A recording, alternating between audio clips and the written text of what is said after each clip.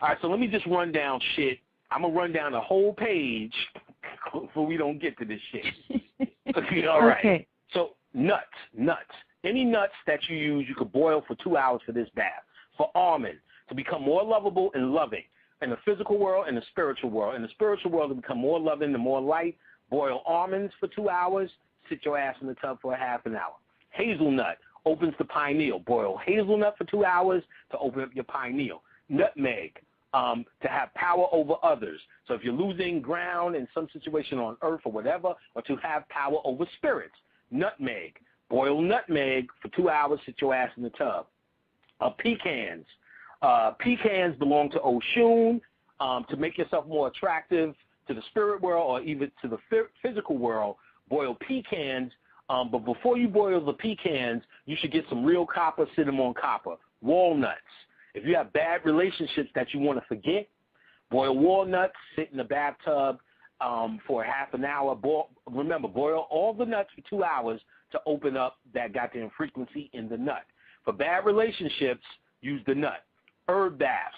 And I'm only telling you stuff that works that I've tried. Basil. Basil is used for high vibrations and clearing out the aura. Any spiritual bath is all about the aura.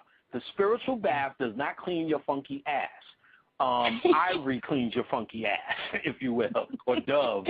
But what the spiritual bath does is clean your aura. It cleans your aura.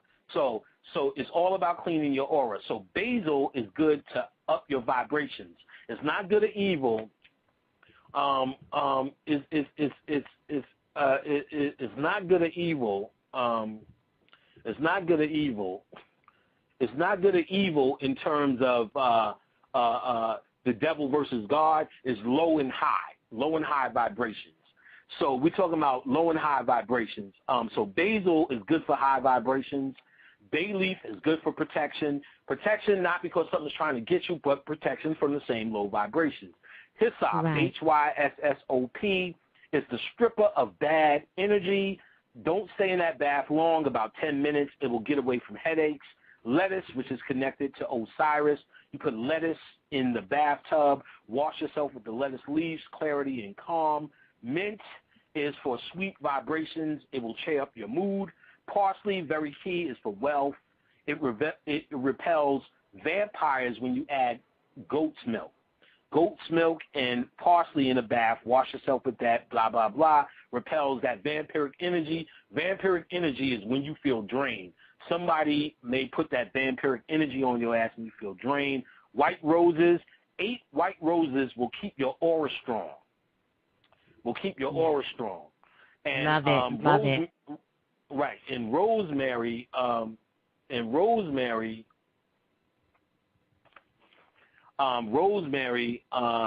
will give you fortune, and this is also good. Rosemary, bay leaf, and basil together. Those are good for overall cleaning of your aura and your negative energy.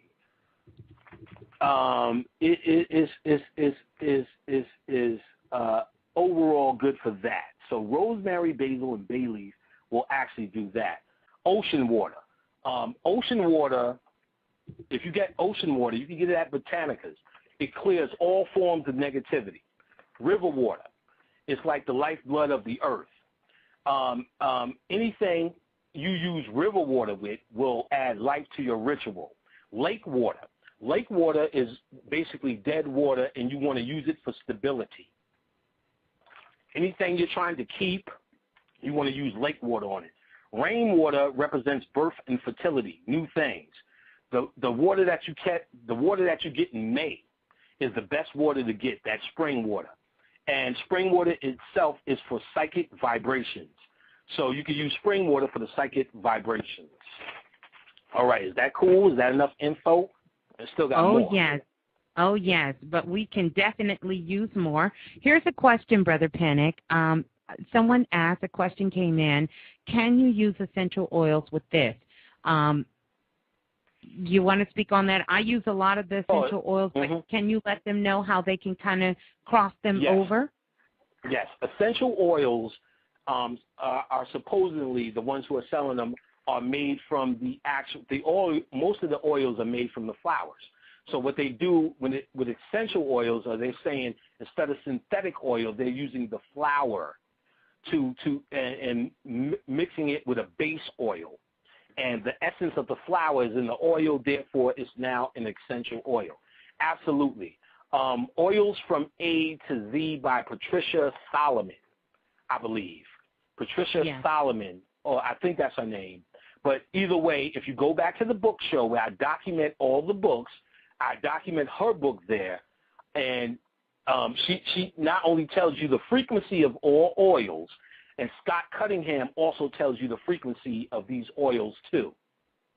What you can do is with the essential oils, once you learn the frequencies, they add energy. It's a whole subject within itself. I spent about 6 months just dealing with oils. Niggas was calling me oil man at one point when I first started dealing with that shit. Jazzo and them niggas. Now, the oils actually, the essential oils are the one to get. You can make your own. Sapphire oil is the base oil. You can Google what you can do and what flowers you can make. You basically take the flower or the herb, put it in the oil in the stocking, leave it in the sun, blah, blah, blah, blah, blah. It becomes that essential oil. So essential oils are great, and they're excellent for dressing candles. They're excellent for dressing candles. Candle magic, oils, that's how you anoint the candle. Olive oil is probably one of the best anointing. That's why they connected the Christ energy to it. So olive oil right out the, but it's not a base oil. I think sapphire oil is a base oil, and mineral oil, non-scented, they use as a base oil. So they put the herbs in that. So essential oils are actually very key, very a part of your work. And you could also anoint your statues on your altar with it. Now, one of the greatest anointing oils are period blood and sperm. Those are the greatest anointing oils. I've seen Rain did her dream catcher video with instructions, which is good because it avoids you having to repeat the same shit. And that's right. What it does is, she said, well, you got to prick your finger, brother. I'm like, oh, hell no. What it means is, for the blood, they say 1 drop of sperm equals 10 drops of blood. So for the brothers, instead of pricking your finger, Rain is trying to kill y'all niggas. What you got to do is you can use the sperm and you can use period blood to deal with it. And that's actually the greatest anointing oil ever. So you can take your sperm and put it on the foreheads of your statues. That will liven them up. It will make because these statues now are yours for your frequency. That's why they're on your altar. So if they made it there, if something in your spirit told them to bring them there, you actually can deal with so Ganesha to me, even though it has the same principle, may be a different entity or speak to you differently. So using your blood or your sperm makes that connection. You get what I'm saying? Makes that connection. So the key is for you to make that connection. Your blood or sperm is the ultimate in the anointing oil. Almost any bath you do, unless the bath is specific to that frequency, urinating in the bath is the greatest is the power, or you add a great deal of power, personal power to that bath. Yes, I said peeing in the tub. And if you think I'm confused, everybody think back when they was a kid and you peed in the fucking tub. Everybody peed in that tub because ultimately that was the ultimate spiritual bath, to pee in that fucking tub. So that loosens you out. If you think I'm fooling with this shit, look up urine therapy. And they'll tell you the science of what the urine becomes before it spoils and turns into that piss smell that you smell, but it coming from the kidneys and it having this fucking power of actually balancing it out based upon your DNA. So whatever bath you take, peeing in the bath takes you to another level. And I remember this Babalao telling me, if a woman puts that period blood on you, which is making you eat the period blood, to get that shit off, all you got to do is pee in the tub. Now, another astro fluid is either sperm or or sexual blood or your menses.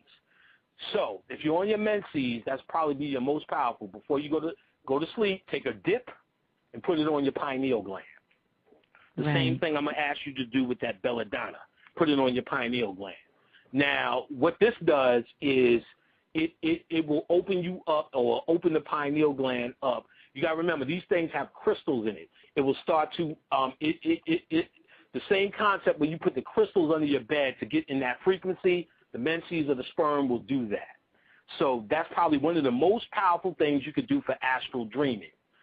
Put that sperm on you. Now, or that menses. Now, if you're not on your menses and you're not going to masturbate, that's just a night you're taking off. Or if you use the sexual fluid. So after you have sex, you take you rub the vagina. The man, rub the vagina, put it on your forehead. Same thing for the woman, rub the vagina, put it in your forehead.